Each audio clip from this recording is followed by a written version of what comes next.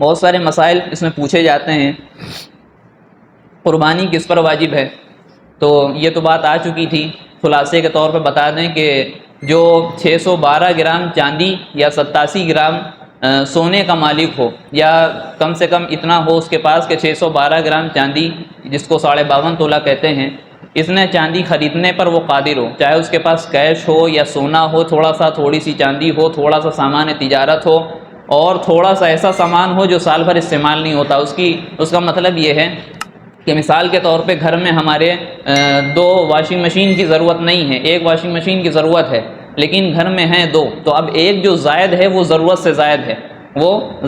زائد ہے، لہٰذا اس کی قیمت لگائی جائے گی، اور ہم کو جو ہے قربانی ہمارے پہ اگر اس کی مالیت نکلتی ہے اتنی تو ہمارے پہ قربانی واجب ہو جائے گی۔ ٹھیک ہے۔ دوسرا ایک سوال ہے کہ گھر کے تمام لوگ کی طرف سے قربانی ہوگی یا سربراہ کی طرف سے کرنا کافی ہوگا؟ یہ عام طور سے سوال کیا جاتا ہے، کہ بلکہ عمل بھی لوگ کرتے ہیں اس پہ، کہ گھر میں اگر 3 لوگ یا 4 لوگ صاحب نصاب ہو رہے ہیں، 3 لوگ یا 4 لوگ صاحب نصاب ہیں جن کے اوپر قربانی فرض ہے، لیکن ہوتا یہ ہے کہ گھر جس کے نام ہے اس کے نام سے قربانی کر دی جاتی ہے، باقی لوگ نہیں کرتے۔ یہ ہمارے یہاں نہیں ہے، ہمارے یہاں سے مطلب یہ کہ امام ابو حنیفہ رحمۃ اللہ علیہ کے یہاں یہ مسلک نہیں ہے، یہ مسئلہ یہاں نہیں ہے، یہاں بلکہ یہ چیز ہے کہ جو صاحب نصاب ہوگا اس کو قربانی کرنا پڑے گی، ہم اس معاملے میں یہ تو نہیں کہتے کہ اللہ تعالیٰ سے ہمارے گھر کے جو سربراہ ہیں، ہمارے والد صاحب ہیں، صرف اللہ تعالیٰ ان کو کھانے کو دے دیں، ہم کو نہ دیں، کوئی بات نہیں، لیکن جب اللہ کے لیے قربانی کرنے کا وقت آتا ہے تو ہم کہتے ہیں نہیں، ہمارے سربراہ کی طرف سے کافی ہے، لہٰذا جو بھی صاحب نصاب ہے اس کو قربانی کرنا پڑے گی، اور جو قربانی کی وسعت رکھتا ہے، طاقت رکھتا ہے، اس کے بعد قربانی نہیں کرتا تو اللہ تعالیٰ جو ہے،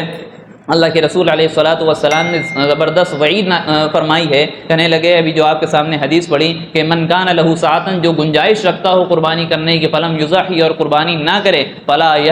یقربن مصلانا یا فلا یحضر مصلانا، وہ ہمارے عیدگاہ کے قریب بنا ہے، لہٰذا یہ وعید اسی وقت دی جاتی ہے جب کوئی چیز واجب یا فرض ہوتی ہے، سنت پر یہ وعید نہیں ہوتی۔ ایک اور سوال ہے کہ کس طرح کا جانور قربانی میں نہیں ہونا چاہیے؟ ایک تو وہ جانور ہیں جن کی قربانی جائز ہے، باقاعدہ اونٹ ہے، اونٹنی ہے، اور گائے ہیں، بھینس ہے، اور اسی طریقے سے بکرا ہے، دمبا ہے، بکری ہے، یہ ان تمام طرح کے جانوروں کی قربانی ہو سکتی ہے، لیکن اس میں بھی 4 طرح کے جانوروں کو اللہ کے رسول علیہ الصلاۃ والسلام نے ذکر کیا کہ 4 طرح کی چیزیں اس میں نہیں ہونا چاہیے ورنہ قربانی نہیں ہوگی۔ ایک کانا جانور جس کا کانا پن ظاہر ہو، بیمار جانور جس کی بیماری ظاہر ہو رہی ہو، اس کی قربانی نہیں ہو سکتی۔ تیسرا بتایا کہ لنگڑا جانور جس کا لنگڑا پن ظاہر ہو، اور چوتھا جانور وہ بتایا کہ جو کمزور ہو، بوڑھا ہو، اس کی ہڈیوں میں گودا نہ بچا ہو، اس کی بھی قربانی نہیں ہو سکتی۔ ایک اور سوال ہے کہ کیا قربانی اور زکوٰۃ اور صدقہ فطر کا نصاب ایک ہی ہے؟ اس میں ہم نے بتایا تھا کہ جو زکوٰۃ کا نصاب ایک ہی ہے، لیکن ایک چھوٹا سا پوائنٹ ہے، وہ یہ ہے کہ زکوٰۃ کے مال میں یہ ہوتا ہے کہ اس میں سال کا گزرنا ضروری ہوتا ہے، یعنی آپ آج مالک بنے، آج مثال کے طور پہ 3 یا 4 ذی الحجہ ہے غالباً، 3 ذی الحجہ کو آپ مالک نصاب بنے، اور اگلے سال 3 ذی الحجہ کو دیکھا جائے گا کہ آپ کے پاس جو ہے اتنا مال ہے یا نہیں ہے، اگر اس وقت ہوگا تب آپ کے اوپر اس وقت زکوٰۃ فرض ہوگی، آج نہیں ہوگی۔ لیکن قربانی اور صدقہ فطر میں کیا ہے کہ اگر عید کے دن کوئی جو ہے صاحب نصاب بن گیا، یا بقرعید کے دوسرے تیسرے دن تک کے صاحب نصاب بن گیا، تو اس کو قربانی کرنی پڑے گی، لہٰذا یہ فرق ہے۔ کیا قربانی کے بجائے اس کی رقم کو رفائی کاموں میں لگا سکتے ہیں؟ بہت سوال کیا جاتا ہے، خاص طور سے ملحدین کی طرف سے اور لبرلز لوگوں کی طرف سے کیا جاتا ہے کہ قربانی کر کے اتنے جانوروں کو قربان کیا جاتا ہے، پیسہ برباد کیا جاتا ہے، اکنامی خراب ہوتی ہے، اکنامی جو ہے ڈاؤن ہو جاتی ہے، ہمارے ملک کی معیشت کمزور ہو جاتی ہے، لہٰذا ایسے جو ہے الزام لگائے جاتے ہیں، پھر ان پیسوں کو ہم لے کر کے کسی غریبوں کو دے دیں، کسی بیواؤں کو دے دیں، کسی جو ہے رفاہی کاموں مہمان خانہ بنوا دیں، کوئی ایسا کام کروا دیں اس سے عام لوگ فائدہ اٹھاتے رہیں۔ قربان کرنے کا کیا مطلب ہے؟ ہم جو ہے لاکھوں کی تعداد میں جانوروں کو قربان کر دیتے ہیں، اس کا کیا مطلب ہے؟ تو اس کا جواب یہ ہے کہ اگر ہم رفاہی کام کریں گے، یا ہم کسی بیوہ کی مدد کریں گے، یا کسی یتیم کی مدد کریں گے، تو کس کے لیے کریں گے؟ اللہ کے لیے کریں گے، وہ کام کس کے لیے کرنا ہے؟ وہ بھی اللہ کے لیے کرنا ہے۔ اور اللہ کے رسول صلی اللہ علیہ وسلم فرما رہے ہیں، بھی آپ کے سامنے حدیث پڑھی کہ ما عمل آدمی من عمل یوم النحر احب الی اللہ من احراق الدم، کہ یوم النحر یعنی 10 ذی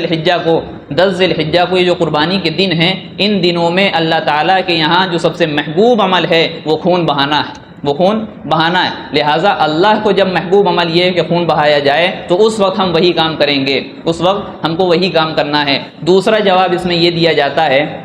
کہ جب اذان ہو رہی ہو اور ایک شخص قرآن پڑھ رہا ہو تو اس کے لیے بتاتے ہیں مستحب یہ ہے کہ وہ اپنی قرآن کی تلاوت روک دے۔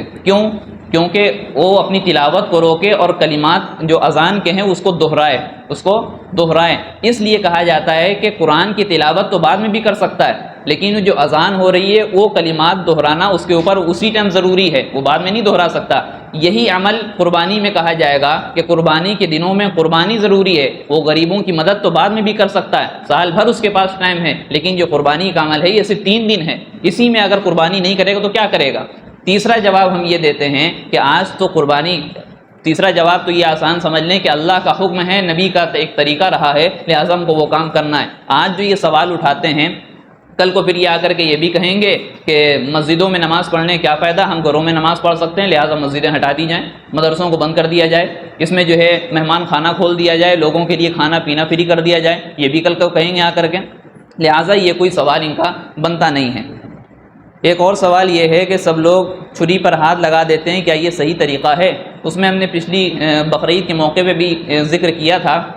کہ ہوتا یہ ہے کہ جانوروں میں 4 نسیں ہوتی ہیں، خاص طور پر بکرے میں 4 نسیں ہوتی ہیں، اور 4 نسوں میں سے کم 3 نسوں کا کٹنا ضروری ہے ایک بار میں 3 نسوں کا کٹنا ضروری ہے۔ ہوتا یہ ہے کہ امام صاحب، قاری صاحب، مؤذن صاحب اور مولانا صاحب آئے اور چھری پکڑ کے کام کرنا شروع کیا، ذبح کرنا شروع کیا، اور اسی میں جو ہے چکوا بھی ہاتھ لگا دیتا ہے۔ تو اگر 3 نسیں کٹنے سے پہلے اس چکوے نے بغیر اللہ کا نام لیے ہاتھ لگا دیا تو وہ جانور حرام ہوگا۔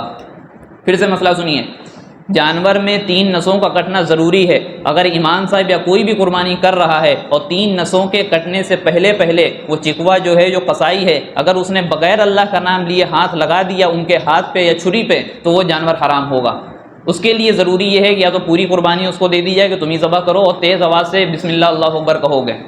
تیز آواز سے بسم اللہ اللہ اکبر کہو گے، کیونکہ عام طور سے منہ میں مسالہ بھرے ہوئے ہیں، بسم اللہ اللہ اکبر کہنے کی بھی توفیق نہیں ہے، ٹھیک ہے؟ یا تو پھر اس کو سمجھایا جائے کہ اگر تم کو ہاتھ لگانے کی ضرورت پڑے تو کس کے بسم اللہ اللہ اکبر کہہ کر کے ہاتھ لگاؤ گے، ورنہ تم ہاتھ نہیں لگاؤ گے۔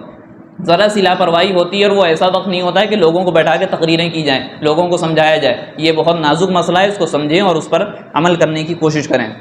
ایک اور سوال ہے کہ گوشت کی تقسیم کیسے کریں، کیا سب کو دینا ضروری ہے؟ پہلے زمانے میں یہ ہوتا تھا، جب قربانی کا نیا حکم آیا تھا، اس وقت مسلمانوں میں اتنی فراوانی نہیں تھی، مال و اسباب کی فراوانی نہیں تھی، تو اس وقت یہ اللہ کے رسول کا حکم تھا کہ 3 دن سے زیادہ کوئی گوشت اپنے پاس نہیں رکھ سکتا۔ مقصد یہ تھا کہ لوگوں میں جلدی سے جلدی تقسیم ہو جائے، غریبوں تک کے پہنچ جائے، لوگ اشتراک نہ کرنے پائیں۔ اس کے بعد جب مسلمانوں میں فراوانی آئی، مال و اسباب کی راہیں کھلیں، تو معاملہ یہ ہوا کہ اس کو گنجائش دی کہ جب تک کہ رکھنا چاہے رکھ سکتا ہے۔ اس ٹائم تو فریج نہیں تھی، فریجر نہیں تھا، آج کے زمانے میں فریجر ہیں، اسٹور کرنے کے تمام وسائل ہیں۔ تو کسی نے پوچھا کہ گوشت آج کے زمانے میں کب تک اسٹور کیا جا سکتا ہے، تو سامنے سے جواب آیا کہ اگلی بقرعید تک کے گوشت کو جمع کیا جا سکتا ہے۔ لہٰذا وہ ٹھیک ہے، اپنے اوپر ہے، اس میں کوئی پابندی نہیں، لیکن جو بہتر طریقہ ہے وہ یہ ہے کہ 3 حصے لگائے جائیں گے، گوشت کے 3 حصے لگائے جائیں گے، ایک اعزاء اقربا یعنی جو ہے رشتہ داروں کے لیے، دوسرا حصہ غریب ناداروں کے لیے، اور تیسرا حصہ اپنے پاس رکھنے کے لیے یعنی گھر کے استعمال کے لیے۔ کسی کی فیملی بڑی ہے، جوائنٹ فیملی ہے، جو بھی ہے، اپنے پاس زیادہ رکھنا چاہتا ہے بالکل رکھ سکتا ہے، غریبوں میں زیادہ دینا چاہتا ہے بالکل دے سکتا ہے۔ اور ایک جو مسئلہ اس میں میری رائے کہہ لیں، یا آپ لوگ بھی شاید اتفاق کریں گے اس سے، ہوتا یہ ہے کہ آج ہمارے یہاں قربانی ہوئی اور صاحب پڑوس کے گھر میں بھی قربانی ہوئی، اب ہمارا یہ رواج بنا ہے کہ پڑوس کے گھر میں ہم کو گوشت دینا ضروری ہے، نہیں دیں گے تو برا مان جائیں گے۔ تو بہتر اس میں یہ ہے کہ ان کے یہاں نہ دے کر کے، کیونکہ ان کے یہاں تو قربانی ہوئی ہے، ان کے یہاں نہ دے کر کے ان لوگوں کے گھروں میں زیادہ دیا جائے جن کے یہاں قربانی نہیں ہوئی ہے۔ یہ قربانی کا عمل ایسا ہے کہ غریب جو سال بھر بکرے کے گوشت کا صرف خواب دیکھ سکتے ہیں، کھا نہیں سکتے، یہ قربانی کے عمل سے، اس کی برکت سے اللہ تعالیٰ ان تک کے گوشت پہنچا دیتے ہیں، ان کے کھانے کا انتظام کر دیتے ہیں۔ اور جو معیشت کمزور ہونے کا دعویٰ کیا جاتا ہے، الزام لگایا جاتا ہے، جب ہم بکرا خریدنے، جانور خریدنے جاتے ہیں تو جس سے خریدتے ہیں اس کو پیسہ دیتے ہیں، پھر لانے کا کرایہ دیتے ہیں، اس کے بعد اس کو جو ہے چارہ کھلانے کے لیے وہ ہم پیسے خرچ کرتے ہیں، تو ان لوگوں کی مدد تو ہو رہی ہے، کھال ہم دیتے ہیں، گوشت لوگوں میں تقسیم کرتے ہیں، اور بقرعید کے نام پر لوگوں کی دعوتیں ہوتی ہیں، باقاعدہ ایک رشتہ دار دوسرے رشتہ دار کے پاس آتے ہیں، ملتے ہیں، محبت کی نظر سے ایک دوسرے سے ملاقاتیں کرتے ہیں، تو یہ بقرعید کا عمل، جو قربانی کا عمل ہے، یہ اس کی برکتیں ہیں جو ہر طرف پھیلی ہوئی ہیں، لیکن ہم اس کو سمجھ نہیں پا رہے ہیں، لہٰذا گوشت کی تقسیم کے معاملے میں اس چیز کا خیال کریں۔ ایک سوال یہ ہے کہ مہنگا موبائل اور گاڑی رکھنے والا کیا قربانی اس کے اوپر واجب ہے؟ یہ سوال کیا جاتا ہے کہ وہ صاحب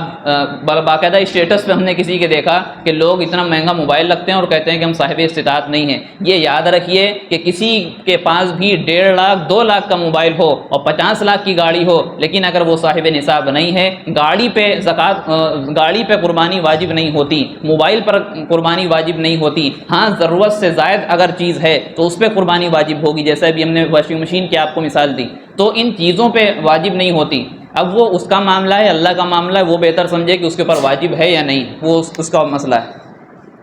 اسی طریقے سے لنگڑے جانور کی قربانی جائز ہے نہیں جائز ہے؟ ابھی ہم نے مسئلہ بتایا، 4 طرح کے جانوروں کی قربانی جائز نہیں ہے۔ اس میں ایک مسئلہ یہ سمجھ لیں کہ اگر پیر 3 میں سے 4 میں سے ایک پیر زمین پہ رکھ رہا ہے، ہلکا سا تھوڑا بھی رکھ کر گھسٹ کے چل رہا ہے تو اس کی قربانی ہو جائے گی، لیکن اگر وہ پیر ہی نہیں رکھ رہا ہے زمین پہ تو اس کی قربانی، اس جانور کی قربانی نہیں ہوگی۔ خصی جانور کی قربانی ہو سکتی ہے؟ جی ہو سکتی ہے بالکل۔ کمزور جانور کی قربانی، کمزور جانور کے بارے میں بتایا کہ اتنا کمزور نہ ہو کہ وہ اس کے ہڈیوں میں گودا ختم ہو گیا اور وہ چارہ کھا نہ سکتا ہو، ٹہل نہ سکتا ہو، اتنی کمزوری ہو تو اس کی قربانی نہیں ہو پائے گی۔ ایام تکبیرات تشریق کس کو کہتے ہیں؟ 9 ذی الحجہ سے لے کر 13 ذی الحجہ کی عصر تک کے ساری نمازوں کے بعد، ہر فرض نماز کے بعد، چاہے وہ اکیلا پڑھ رہا ہو، چاہے وہ جماعت کے ساتھ پڑھ رہا ہو، چاہے وہ سفر میں ہو، چاہے وہ مقیم ہو، چاہے وہ مرد ہو، چاہے وہ عورت ہو، ہر ایک کے لیے اتنی آواز سے پڑھنا کہ ہم آواز نکالیں اور ہمارے کانوں میں آواز پہنچے، تکبیرات کا کہنا واجب ہے۔ اللہ اکبر اللہ اکبر اللہ اکبر اللہ اکبر لا الہ الا اللہ واللہ اکبر اللہ اکبر وللہ الحمد، یہ کہنا واجب ہے، ٹھیک ہے۔ اسی کو تکبیرات تشریق کے ایام کہتے ہیں۔ عرفے کا روزہ کب رکھیں؟ یہاں کی 9 تاریخ کے حساب سے یا عرب کی 9 تاریخ کے حساب سے؟ ظاہر ہے کہ اگر حدیث پاک میں جو فضیلت اس کی آئی ہے کہ صیام یوم عرفہ احتسب علی اللہ ان یکفر السنۃ التی قبلہ والسنۃ التی بعدہ، کہ اللہ تعالیٰ کی ذات سے اللہ کے رسول کہہ رہے ہیں کہ ہم کو امید ہے کہ جو شخص عرفے کے دن کا روزہ رکھے گا، اللہ تعالیٰ اس کے صغیرہ گناہ 1 سال پہلے کے اور 1 سال بعد کے، یعنی 2 سال کے گناہ معاف فرما دیں گے۔ یہاں پہ یہ نہیں کہا گیا کہ جس دن حاجی لوگ عرفہ کے میدان میں قیام کریں اس دن کا روزہ، بلکہ احتسب صیام یوم عرفہ کہا گیا، تو یوم عرفہ سے مراد انڈیا کا جو یوم عرفہ ہوگا، یعنی یہاں کی جو 9 تاریخ ہوگی اس حساب سے، وہاں 10 تاریخ ہوگی، یہاں کی 9 تاریخ ہوگی، یعنی جو اس بار پڑے گا وہ بدھ کو روزہ رکھنا ہوگا۔ آگے ایک سوال ہے، وہ کون سی ہو گیا، جانور کی جگہ کا اعتبار ہوگا یا قربانی کرنے والے کی جگہ کا اعتبار ہوگا؟ یہ تھوڑا سا تفصیلی مسئلہ ہے، ٹائم زیادہ ہو گیا ہے۔ اچھا، اس کو اس طریقے سے سمجھ لیں کہ ایک شہر میں ایک شخص رہتا ہے اور اس کی قربانی ہونا ہے گاؤں میں، اس کی قربانی ہونا ہے گاؤں میں، تو شہر میں جو قربانی کا وقت شروع ہوتا ہے وہ پورے شہر کے اعتبار، پورے شہر میں کہیں بھی بقرعید کی نماز ایک جگہ بھی ہو گئی تو پورے شہر والوں کے لیے قربانی کرنا درست ہو جائے گا۔ اور گاؤں میں چونکہ وہاں کے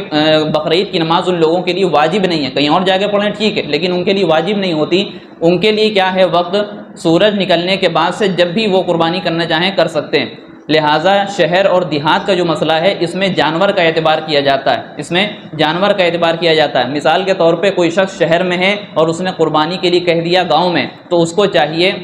اب اس کی قربانی گاؤں کے حساب سے سورج نکلنے کے بعد جب بھی کرنا چاہیں کر سکتے ہیں، وہاں بقرعید کی نماز کا انتظار نہیں کیا جائے گا۔ لیکن اگر کوئی شخص گاؤں میں ہے، اس کی قربانی شہر میں ہونی ہے تو جانور کا اعتبار ہوگا، تو یہاں کے اعتبار سے جب کسی کے پورے شہر میں کہیں بقرعید کی نماز ہوگی اس کے بعد ہی قربانی کی جا سکتی ہے۔ قربانی کے ایام کیا ہیں؟ ایک سوال یہ ہے قربانی کے ایام کیا ہیں؟ قربانی کے ایام سے 3 ہیں، 10 ذی الحجہ، 11 ذی الحجہ اور 12 ذی الحجہ، یہ 3 دن قربانی کے ہیں۔ یہی قول حضرت عمر رضی اللہ عنہ کا ہے، حضرت علی رضی اللہ عنہ کا ہے، امام ابو حنیفہ رحمۃ اللہ علیہ کا ہے، امام احمد بن حنبل رحمۃ اللہ علیہ کا ہے اور امام مالک رحمۃ اللہ علیہ کا ہے۔ صرف امام شافعی رحمۃ اللہ علیہ کہتے ہیں کہ 4 دن قربانی ہوگی، لہٰذا اس تعلق سے ایک فتنہ بھی 2 سال سے تقریباً 3 سال سے امٹ پڑا ہے کہ 4 دن قربانی، اور اس میں بہتر جو دن ہے وہ پہلا دن ہے، یعنی 10 ذی الحجہ کو قربانی کی جائے گی۔ قربانی کی دعا کے سلسلے میں یہ یاد رکھیں کہ اس میں نیت کا ہونا کافی ہے، لیکن چونکہ ایک عبادت ہے اس میں ہر کوئی چاہتا ہے کہ زیادہ ثواب ملے، سنت پر عمل ہو جائے، اس لیے کوشش یہ کریں کہ خود دعا یاد کرنے کی کوشش کریں، بعض دفعہ جو ہے آ جاتے ہیں گھر پہ یا کہیں، پریشان کرنے کا مقصد وہ نہیں ہے، لیکن کوئی کسی کام میں مشغول ہے، ساتھ چلیے وہ چکوا تیار ہے، گھر پہنچے تو چکوا ہی نہیں آیا، پڑوس میں بھی آ رہا ہے، بس کھال اتار رہا ہے، بس بوٹی بنا رہا ہے۔ لہٰذا علماء کو اور جو مؤذنین ہیں، جو امام ہیں، جو مولانا ہیں، ان کو بھی تھوڑا سا راحت دینے کی کوشش کریں۔ بقرعید کی نماز کے تعلق سے یہ سمجھ لیں کہ بقرعید کی نماز کوشش یہ کریں کہ عیدگاہ میں پڑھیں۔ ابھی 2 مہینے پہلے جو باقاعدہ عید الفطر ہمارے لیے آئی، اس میں کتنی جگہ سے یہ کارگزاری آئی کہ اماموں، چھوٹی چھوٹی مسجدوں کے جو چھوٹے امام تھے، یا یہ کہا جائے چھوٹی مسجدوں کے جو سستے امام تھے، ان لوگوں نے نمازیں غلط کی۔ ہم نے بھی ایک جگہ جہاں پڑھی جا کر کے انہوں نے 6 تکبیروں میں سے 1 تکبیر چھوڑ دی۔ انسان ہے، غلطی ہو سکتی ہے، تانا دینا مقصد نہیں ہے، کہنے کا مقصد یہ ہے کہ جب بڑی جگہوں میں جائیں گے، جب بڑی عیدگاہ میں جائیں گے تو اس کا ایک الگ ہجوم ہوگا، مسلمانوں کا جو رعب و دبدبہ ہے لوگوں پہ پڑے گا۔ اگر وہی چیز ختم ہو جائے گی تو ہم کیا کریں؟ محلے کی مسجد ہوئی، صبح اٹھے، منہ دھویا اور جو ہے کپڑے پہن کر کے ہوائی چپل پہن کے چلے آئے نماز پڑھنے، کیا اہمیت رہے گی؟ اگر دور جانا ہوگا تو گاڑی صاف کریں گے اور باقاعدہ نئی چپل نکالیں گے اور نیا کرتا ہوگا، نیا پیجامہ ہوگا، تمام اس کی جو ہے باقاعدہ اس کا اہتمام ہوتا ہے۔ لیکن اگر محلے کی مسجد ہوتی ہے تو اس کا پھر اہتمام نہیں ہوتا۔ اللہ تعالیٰ سے دعا ہے کہ اللہ تعالیٰ ہم سب کو کہنے سننے عمل کی توفیق عطا فرمائے، ہم سب کے عمل کو قبول فرمائے، آمین وآخر دعوانا۔ ویڈیو اگر اچھی لگی ہو تو لائک کریں، شیئر کریں اور چینل کو سبسکرائب کرنا نہ بھولیں، اور ساتھ ہی بیل آئیکن کو پریس کریں تاکہ نئی ویڈیو کی نوٹیفیکیشن آپ کو ملتی رہے۔